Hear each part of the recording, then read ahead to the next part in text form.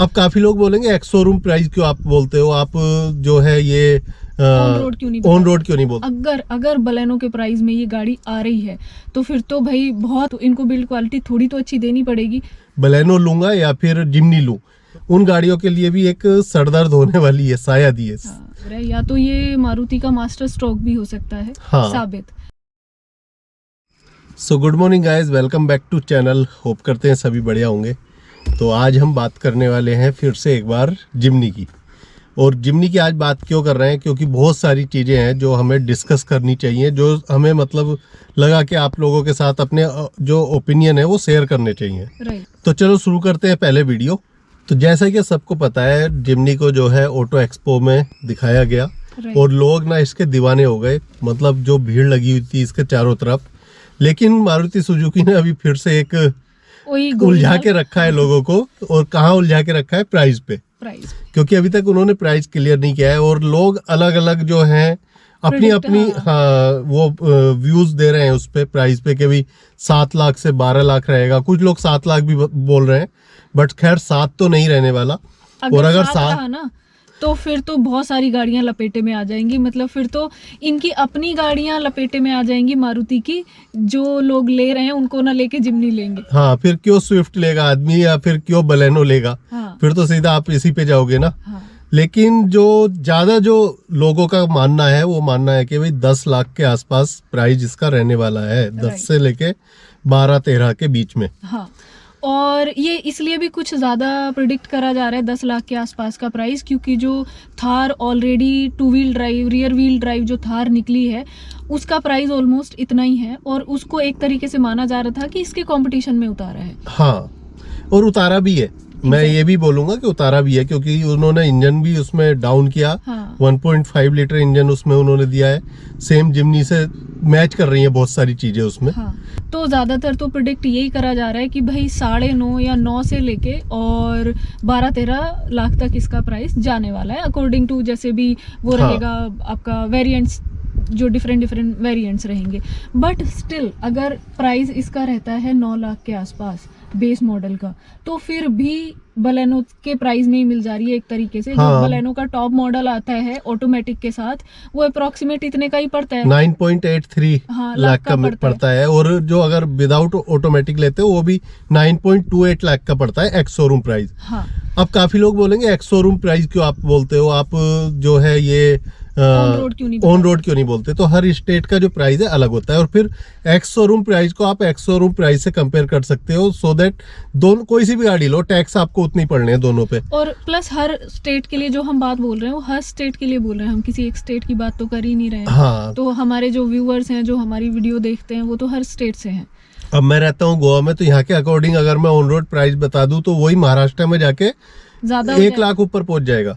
और यूपी में जाके कम हो जाएगा। यूपी में कम हो जाएगा, दिल्ली में भी तो शायद कम हो जाए थोड़ा बहुत। तो हर स्टेट में ना अलग अलग हो जाता है, तो इसलिए हम एक्स शोरूम प्राइस ही कंपेयर करते हैं एक्स शोरूम से। तो देखो मेरे हिसाब से तो अगर 9 लाख रहा तो फिर वही घुमा फिरा के बात वही आ गई कि बलेनो के प्राइस में आ जा रही है। और अगर बलेनो के प्राइस में ये गाड़ी आ रही है तो फिर तो भाई बहुत सारे लोग जो बलेनो लेने का प्लान कर रहे थे कि भाई हम बलेनो लेंगे। और क्योंकि देखो बलेनो की बिल्ड क्वालिटी अच्छी नहीं, इंजन छोटा है और ऑफ रोडर भी नहीं है, वो 4x4 नहीं है। और इसमें ये सारी चीज़ें बढ़ के मिल रही हैं। अभी बात करते हैं जैसे अगर बिल्ड क्वालिटी की, तो बिल्ड क्वालिटी मुझे जहाँ तक लगता है, जो मेरा पर्सनल ओपिनियन है, तो जैसे कि ये ऑफ रोडर कार है तो बिल्ड क्वालिटी इनको अच्छी ही देनी चाहिए और शायद देंगे भी। मतलब क्योंकि देखो ऑफ रोडर कार की बिल्ड क्वालिटी ऐसा बिल्कुल हैचबैक जैसी नहीं दे सकते, दैट्स नॉट पॉसिबल। क्योंकि अगर वो जरा सी भी ओवरटर्न हुई तो फिर तो पिचक जाएगी। तो इनको बिल्ड क्वालिटी थोड़ी तो अच्छी देनी पड़ेगी। बट जब सभी चीजें उसी प्राइस में अच्छी मिल रही हैं तो बंदा उस पे क्यों नहीं जाएगा? बस एक जो प्रॉब्लम आती है वो 5 सीटर और उसके लिए आएगी 4 सीटर के लिए, क्योंकि जिनको 5 सीटर ही चाहिए वो फिर बलेनो पे ही रहेंगे। और रहना भी चाहिए, क्योंकि जिमनी उनके लिए फिर 4 सीटर प्रैक्टिकल है ही नहीं। बट हाँ, जैसे मेरे जैसा बंदा कोई अगर सोचे कि भाई बलेनो लूंगा या फिर जिमनी लूं, तो मैं ओबियसली सीधा जिमनी पे जाऊंगा कि भाई मैं जिमनी लूंगा। क्योंकि उसे लेके मैं स्नो में भी जा सकता हूँ विदाउट टेंशन, पहाड़ों में कहीं भी ऑफ रोडिंग वाले रास्तों पे कहीं भी लेके जा सकता हूँ। और ग्राउंड क्लियरेंस भी उससे बहुत अच्छा है इसका। राइट। तो देखो अभी आजकल की जो ऑफ रोडर कार्स है ना, उनमें ऑफ रोडर जैसा वैसी बात नहीं बची पहली वाली कि भाई उसमें कंफर्ट आपको बिल्कुल नहीं मिलेगा, टोटल ऑफ रोडर हो जाएगी, बिल्कुल। ऐसा नहीं है। अभी ये लोग ना थोड़ा जैसे जो जो नई नई चीज़ें आती जा रही हैं कार्स में, तो ये कंफर्ट का भी ध्यान रख रहे हैं। जैसे अभी थार की हम बात करें तो थार को सिर्फ उन लोगों ने ही नहीं लिया जो ऑफ रोडिंग करते हैं। ऑफ रोडिंग तो कितने से लोग करते हैं, बिल्कुल। पर जिस हिसाब से उसकी सेल है, जो बिक्री हो रही है उसकी, तो उसको देखते हुए मतलब हर कोई ले रहा है, सपोज चाहे वो सिटी में ही रह रहा है, क्योंकि हाँ। उसमें कंफर्ट भी मिल रहा है साथ साथ। कंफर्ट भी मिल रहा है। दूसरी चीज क्या है, थार का जो अब इंटीरियर कर दिया है वो काफी अच्छा कर दिया। वो नहीं अब जो पुरानी वाली थार होती थी, हाँ। उसमें पावर स्टीयरिंग नहीं था, कुछ नहीं था, तो वो वाली थार नहीं है। थार के नाम पे अब उन्होंने पूरी उसको लग्जरी दे दी है। हाँ।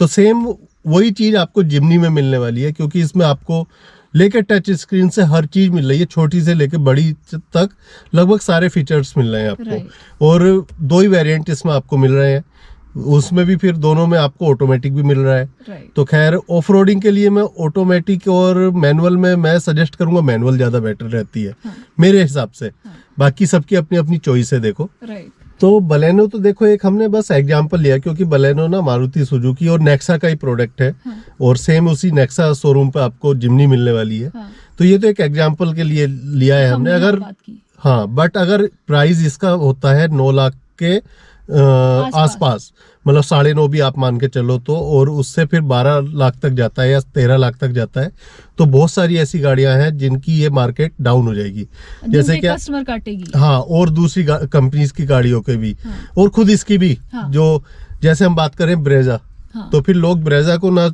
पसंद करके लोग इस पे जाना पसंद करेंगे, जो मतलब शौकीन लोग हैं। हाँ।